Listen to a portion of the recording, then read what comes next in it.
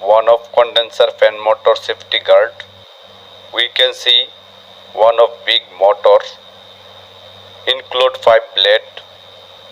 This motor generate high airflow. This airflow reduce refrigerant high temperature from condenser coil. At the same time, high pressure, high temperature vapor refrigerant convert into the medium temperature liquid refrigerant. This liquid refrigerant passing expansion valve.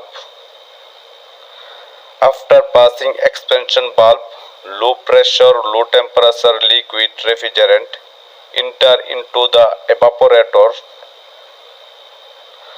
From the evaporator, this refrigerant go into the compressor by suction line,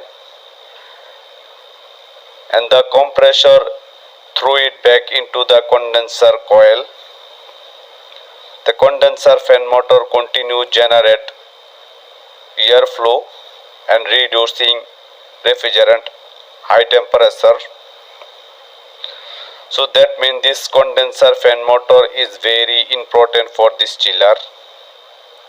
If somehow this condenser fan motor does not run, that time this chiller cannot to be run, because when this condenser fan motor fail generate to airflow, that time the condenser refrigerant will be go high pressure, and the high pressure transducer will be give feedback into the chiller controller for cut off the chiller. This is one of the safety issue. For save this chiller from the big injury. So I hope if you have knowledge the chiller plant, you get knowledge about condenser fan motor.